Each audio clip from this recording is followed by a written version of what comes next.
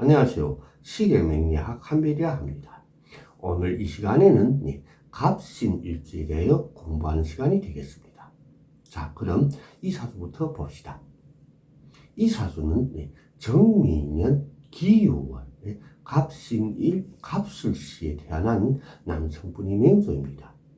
사주 조합을 보면 간목일간이 육물의 51%의 약기를 가지고 태어난 종략 사주입니다. 그러므로 용신은 재관식상이 되고 기신은 인비가 되겠습니다. 사주 조합을 보면 월간에 기토라는 정제가 앉아 있습니다. 기토 정제는 명주의 배우자를 표시합니다. 사주 원국에서 월간 기토 정제가 왕하니 타고난 명의 천성이 능력이 있는 배우자를 만날 명이라 하겠습니다. 지금은 계묘대운이고 새해는 계묘년입니다. 대운과 세운이 작용관계를 보면 계묘년은 계수가 왕하여 월간 기토를 설계하여 정제에 나쁜 작용을 합니다. 그러므로 계묘년은 배우자가 다치거나 어디 가서 사기를 당한다든가 등 손재수가 있는 한 해가 되는 것입니다. 시간, 간목은 종왕사주의 기신입니다. 계묘년을 보면 기신이 왕한세운이 됩니다. 그러므로 명주한테는 새로운 일이나 투자 항목이 있는 한 해가 되는 것입니다.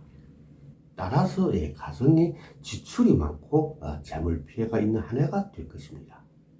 하지만 계묘년은 편제가 귀한 세운이라 만약 투자할 일이 있다면 대출이나 타인한테서 쉽게 돈을 빌릴 수 있는 한 해라 투자금은 쉽게 마련할 수 있는 한 해가 될 것입니다.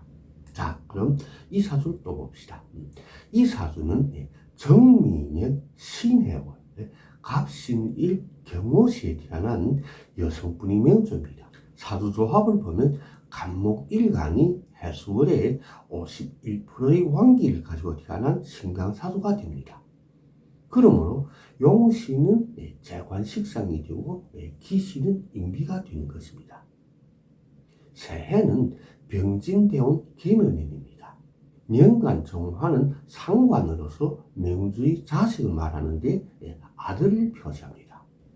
사주조합을 보면 신강사주의 년간 정화는 용신이 되는 것입니다.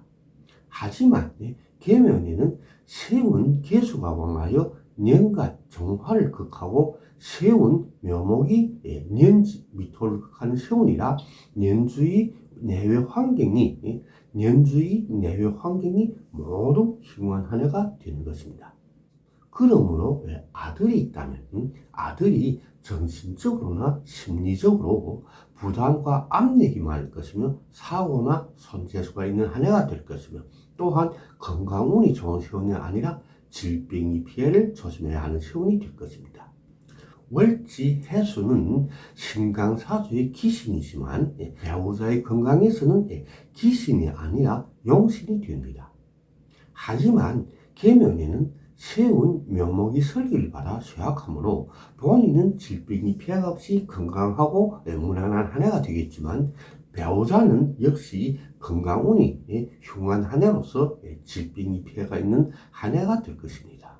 따라서 본의 아니게 이런저런 일로 지출이 많은 한 해가 될 것입니다. 이 두 개의 사주를 비교해 보면 같은 정미년에 출생한 것 같고 일주도 같은 갑신일입니다. 하지만 태어난 월이 다르고 시가 다름에 따라서 우선은 격이 다르고 용신과 기실이 다릅니다. 따라서 서로 간에 기lum이 발생하는 경우도 다르게 되는 것입니다. 자, 그럼 오늘 공부도 여기서 마치겠습니다. 시청해주신 여러분 감사합니다. 고맙습니다.